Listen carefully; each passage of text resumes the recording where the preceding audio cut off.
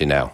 When I graduated and did my residency in 79 and 80, it was a one-year program. There were a few 2 years and a few 3 years, but now everybody's the third year. When I started practice, I practiced for a year up north, and then I came down here. Most of this stuff, half the stuff that is done now was not done back then. I mean, it literally was not invented. We didn't have any internal fixation, and we didn't do ankles and legs. And now when the two programs that I work with, one at Northwest Medical and one at Bethesda, when they get done with 3 years, they're basically capable of doing any fracture in the leg and ankle. So it's amazing, it's 40 years now, but it's amazing the progress that we've made. And those are you Proctor students there at both Northwest and Bethesda? I'm on staff at Northwest. Oh, okay. And Bethesda, I do surgery with at a surgical center in Park Creek, which is a little bit down the road. So most of the elective stuff I do at the outpatient surgical center, and the hospital stuff I do at Northwest Medical Center. Oh, nice. And Northwest is in Margate, right across the street from my office. Okay, so your office is in Margate. Very convenient. Nice. I will step out of my office and boom, I'm right there. And I have to ask you because I live in Boynton. So Bethesda East Side or the new one out west? Or? They're both. Okay, both. Oh, yeah, they're both cover both. Nice. And now, like I said, both of them in 3 years. I think every podiatry residency now is 3 years.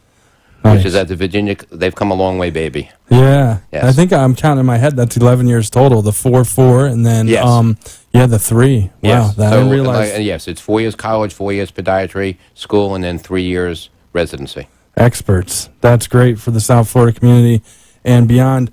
One of the things we've talked about this, I don't even think this term a few years ago, it wasn't even something I even knew what it was, is wound care. And it seems to come to the forefront because now so much more information.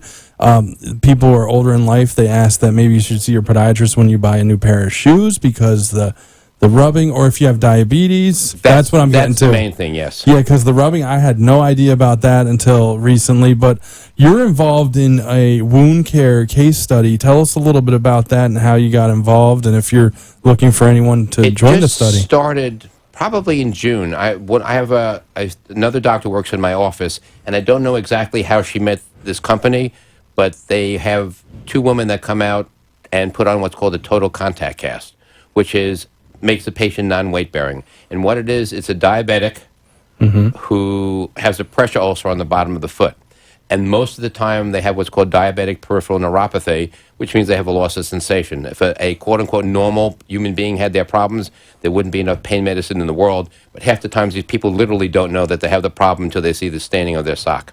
So what happens is we debride the ulcer, which is taking a scalpel blade and taking off the unhealthy tissue, and then we do all kinds of different paddings depending upon what happens once they're non-infected. And then they put the contact casts on, and it's a series of contact casts. They come back in 3 days the first time, then 3 days the second time, and once we know it's good, then they come back on a weekly basis until they get healed up. We've healed a few people within the past 2 months. But what it is people are able to walk on it because they put a walker on the bottom, so they're not immobilized. And you just have to be careful, and you have to know what you're doing, which is why these women do it, because if you do it wrong, problems can happen because diabetics don't realize there's a problem. And so it's been really good. I mean, we've helped people. It allows them to ambulate, and we've been getting people better faster.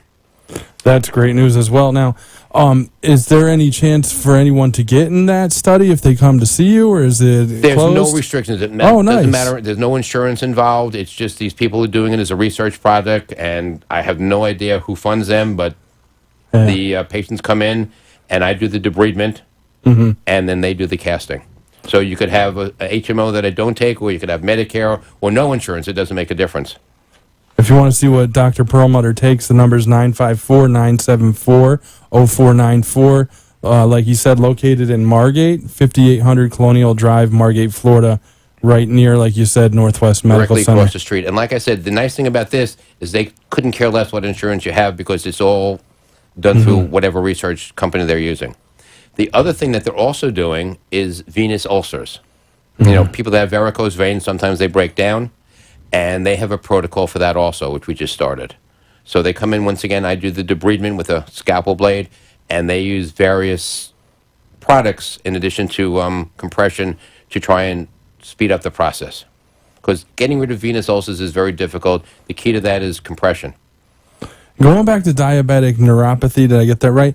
The people aren't feeling that have that don't feel maybe the wound because of the pain sensors. It's just not. Yeah, they're all different. There's Oh wow. symptomatic numbness, tingling, and pain, which there are medicines for, which we can discuss after this. And there's also people that have absolutely no sensation on their feet. I mean, they come into the office, and it's just amazing. I mean, intelligent people have no blessed idea until they see staining on their socks that they have a problem. Wow. And interesting enough, 50, maybe up to 75% of the non-trauma that I see in the hospital, because I rounded the hospital, is from diabetic ulcers. I mean, that's how big it is. Wow. That's Yeah. a lot. That's a high And percentage. they all come in, and some of them are infected, and it requires stuff. They get all kinds of problems. Well, we can discuss that also afterwards. But they had no idea. It's just the most amazing thing in the world. Huh. And anyone who has been diagnosed with diabetes obviously should be seeing a podiatrist on a regular basis. The most important thing I can tell them, I mean, some people don't have any symptoms. I mean, they're perfectly normal. They just have diabetes. But if you have neuropathy, especially if you have a loss of sensation, you need to look at your foot every day. I mean, if you have a significant other, they can look at the bottom of the foot. Otherwise, I tell patients to get a mirror and stick their foot up because they have no idea what the heck's going on. That's a good point. And if friends, family, they can take a look for you. We always talk about friends, family, caregivers on this show as well. But yeah, the mirror as well. I mean, there's something all of us have. And then you go, God, why didn't I think Yeah. of that? And it's it. And we also have, there are, a whole bunch of wound care people that specialize in diabetics. There's also, and most of the time I treat them myself, but something really bad, and we'll discuss it, other thing also, is there are wound care centers. Most of the major hospitals have wound care centers where they have a whole bunch of different specialists in one setting. Yeah, because this has become very common. Yeah, I would say 75, 80% of the stuff I deal with myself. Once it gets really bad or they need different people, then I'll send them to some other podiatrists who'll take care of that. And they have dermatologists, they have vascular surgeons, which is another problem with diabetics, which we might as well discuss now. A lot of them have really poor circulation, and which is half the problem. Is diabetic neuropathy and poor circulation. And with the new techniques now of endovascular surgery, which is not, how they used to open up the whole leg to do bypasses, they can literally go in through the groin and put almost like a roto-rooter down there. And it's an amazing what they can do. They do it one day, and 2 days later, the patient's out of the hospital. Because it clears up the blockage of the blood flow, and the blood flows again. Yeah, it's like in the heart, Yeah. but it's in the leg. So they put all different kinds of, and there's a whole specialty. It's called interventional radiology that every hospital has, and we order the tests, and if it comes back that there's a blockage, we call the doctors in. Now, podiatrists are a very important part of the process for vascular surgeons. Yes, Because of that. most of Yeah. the time we see them, and then we send them to the vet. Very few people go to a vascular surgeon from their circulation right off the bat. Nice. Well, not nice, but I'm just Yeah, saying, no, I know, like, yes. the connection that you're always working with vascular surgeons, so you have, Rolodex of the top ones around, I imagine. Let's talk about a couple of different lower extremity, foot and ankle ailments. So what are, besides wound care you're doing a lot of, what are some of the most common ailments that walk into the office? Okay, I have a fairly diverse practice, a lot of palliative, which is conservative care. I mean, a lot of older people just literally can't get down and cut their calluses and fungus toenails. So I do a whole bunch of that, which is basic podiatry. Everything from there runs from infected ingrown toenail. I mean, we treat all ages from kids up till 90, whatever years old. Most of the kids come in with either infected ingrown toenails or warts. All right, and depending upon the severity, we take care of it. You can sometimes do surgery if you have to. If it's really bad, we have to give them a shot and take out part of the nail. Otherwise, sometimes you can get lucky and just cut out part of the nail and get rid of the offending border. I used to do a lot of surgery on warts. The older I get, the less I do because it's disabling. I mean, if someone has what's called a mosaic wart, which is a lot of them, I'll send them out to a dermatologist because I just don't have a laser. I don't have enough of that to do. But 1 or 2 warts, I treat conservatively in the office, and there's no downtime. They come in on a weekly basis. We shave it down to bleeding, which is the only basic time you want bleeding, and then we have them put some acid on there. So it really, I mean, if you come in today, kids can play sports in 2 days. Nice. And most of the time, younger people get that. But usually over 25, it's very rare. People come in thinking they have warts, and it's usually a callus and a corn. I had a plantar's wart once when I was a kid. Yeah, it's the same. A plantar's wart is the same as any other wart. It's a Yeah. virus. It's just on the bottom of the foot, which is called the plantar aspect, so it's called the plantar wart. You But know, it's no difference. I learned so much about that, like scientifically, and I'm thinking about it now, is the amount of tissues that it went down to, like you were saying. It goes the whole level of the skin. It I does not know. go through the skin, but it goes the whole level of the skin. Yeah. And like I said, it's one of the few times when you treat it conservatively, when you use a 15 scalpel blade, that you actually want it to bleed, because then you're down to what's called pinpoint bleeding, and that's when you know you hit the wart, not the healthy tissue. Well, one more thing. So since we're on this, we got a lot of viewers on Facebook. If you have any questions, type them in for Dr. Jerry Perlmutter. He's 38 years in podiatry, at least 37 here in South Now, Florida. 38 here and one up north. 39 total, 38 here, 5800 Colonial Drive, Margate, 954-974-0494.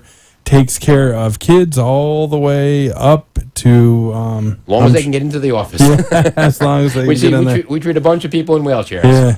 So to talk about warts, one last thing on that sidebar. Kids play a lot in puddles this time of the year. I mean, we have a lot of rain. My mom, I think, said I was playing a lot of puddles at that time. Is that kind of... Warts are a virus. Okay, it's virus. It has nothing to do with cleanliness. I jokingly say to the kids that you kiss a frog, because that's, one of the fairy tales. It's a virus. I had a wart on my arm over here that I got a long time ago, freezed. I have no idea why I got it there. Yeah. And it's just a matter of susceptibility. It's like fungus. Some people get it, some people don't. Yeah. And there's nothing you can do to prevent it. It has nothing to do with hygiene, has nothing to do with the shoes, the socks, or anything else. It's just a matter of susceptibility. Well, it's hard to believe we're already halfway through. Let's take a quick break, and on the other half, I want to ask you a little bit about orthotics as well, so we can talk a little bit about that on the You and Your Doctor show. Okay. Wow,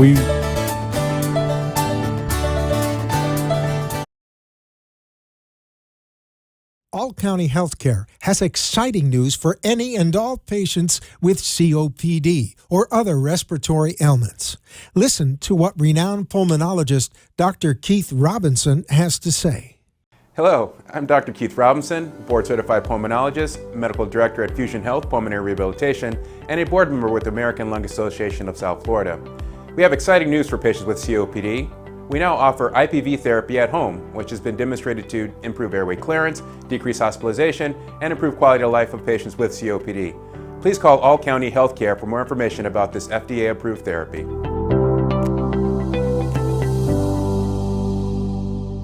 For further information, call All County Healthcare now at 954-717-7027.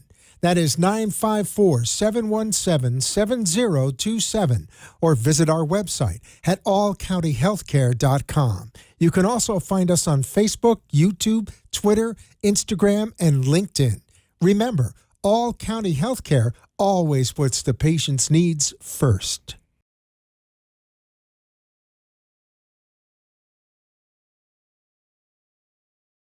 Always wanted to ask, but did not have that somebody that could make a difference in your life. Call into the show if you have a question at 888-565-1470, and we will put you on the air to inform all our listeners. Now, back to our show. Throw a few... Hello, South Florida and beyond, and we're right back with Dr. Jerry Perlmutter, Margate, Florida. He's on staff at Northwest Medical Center, Bethesda's hospital group as well. Before we broke, I had an idea. I've been watching a lot of baseball, and I was shocked to see this. Plantar fasciitis is the ailment. A famous baseball player for the Washington Nationals, Ryan Zimmerman's already missed 53 games this year. I was watching last night from plantar fasciitis. We hear that term a lot common, but what is it? Okay, the muscle on the bottom of the foot that everybody can feel is called the plantar fascia. Where it attaches into the heel, that's what's called an inflammation or plantar fasciitis. The spur, if you get an x-ray, is just an x-ray finding. It makes no difference whether you have no spur, a teeny spur, or an inch spur. When I started practicing, we used to grind down this spur, and I have no idea how many years ago they found that you didn't have to do that. If you cut the fascia, and there are all different ways of doing it, there's something called endoscopic plantar fasciotomy, which is they use a microscope. I've gone through 3 or 4 different procedures, and what I do now is slightly different. I do it all the way basically right under the big toe joint, where I cut the muscle and and a non-athlete we're talking about, it's 3 weeks. When someone comes in, because I see 100 to 200 heel spurs a year in plantar fascia, if it's painful enough, I give them a cortisone shot with local anesthetic. If it's not painful enough, I get them into either a over-the-counter arch support, which is inexpensive, or if they want, and the insurance company pays for it, it's a no-brainer. If they want to spend the extra money, I put them in a custom-made orthotic. 90-something% of the time, and we're talking about lay people, okay, you get them comfortable enough. I just had a friend of mine bring in his 13-year-old who is homebound, schoolbound, and she wants to make it in the tennis world. And I gave her one shot, made her a pair of orthotics, and he actually called me up today wanting to get a second pair because he didn't want to change it from her tennis sneakers. Most of the time, you can get people comfortable conservatively. The only other thing you can do, I mean, you can give anti-inflammatories, but that's not going to solve anything. The only time I do surgery is when a patient says, I don't want to live with this the rest of my life. And I said, okay, but you got to understand, you're going to be 3 weeks non-weight bearing because you have to cut the muscle on the bottom of the foot. I'm surprised that they got to have the best doctors around that they can't get this guy comfortable. I mean, if he's been out 2 months, they could have done the surgery and he'd be back by now. Yeah, it's hard to say without, having that case in front I of have you. people that come in literally walking on the front part of their foot. That's how painful it can be. It looks painful as well. You mentioned orthotics. We were getting into that a little bit. Explain to me what an orthotic is. I'm trying to think. It's like a piece that goes into the shoe. You want me to take it off out of my shoe?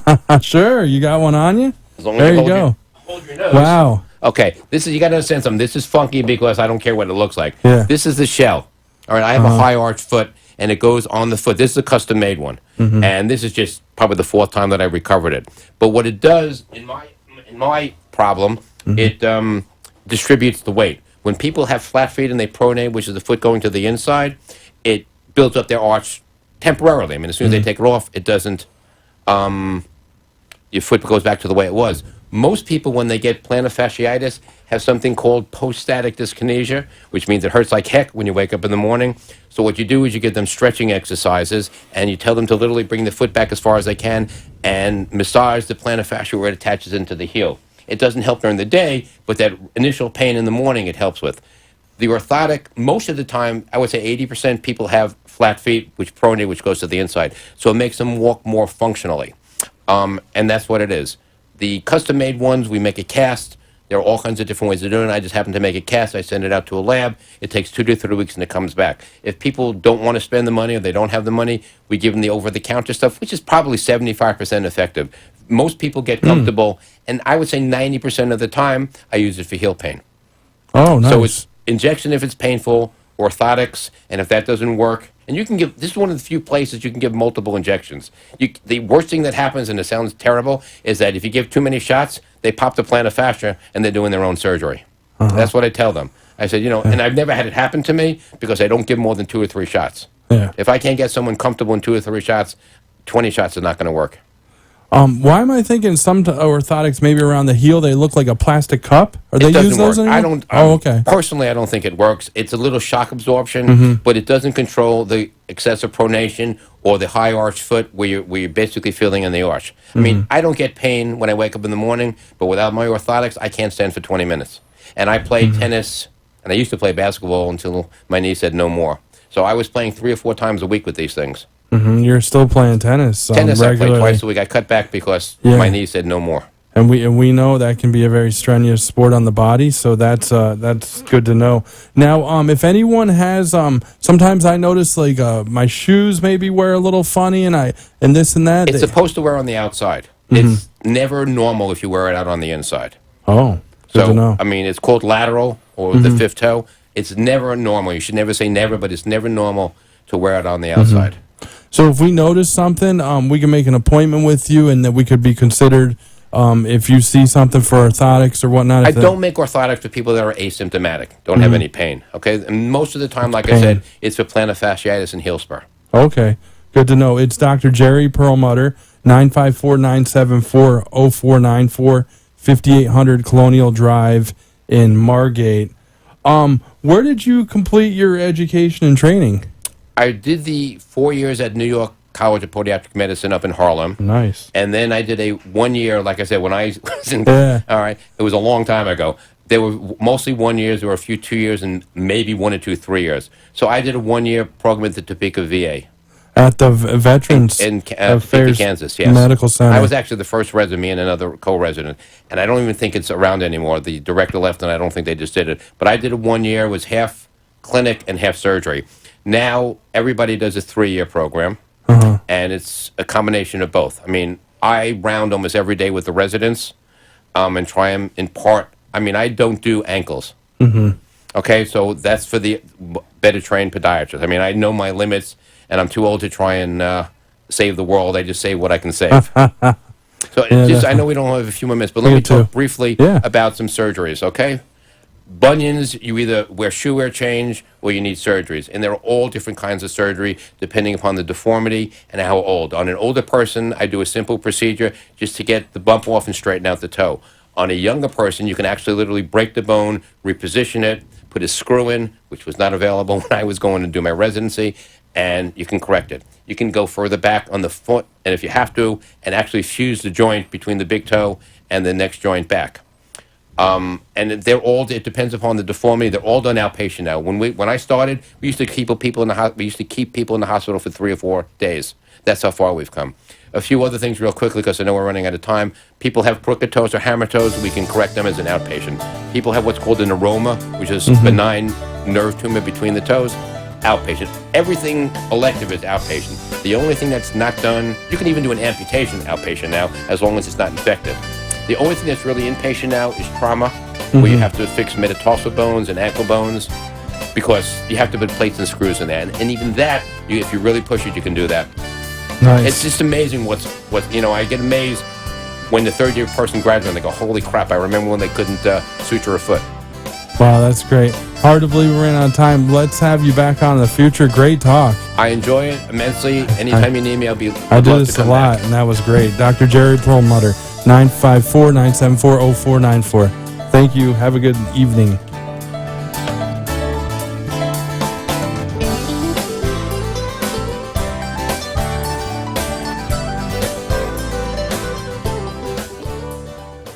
Thank you for letting us share with you a longer and healthier lifestyle. If you have a doctor or are a doctor and wish to be on the show, call AMP2 TV at 866-244-5422, and we will put you on the air as soon as possible. Tune in next week for more information on living longer and having a healthier life.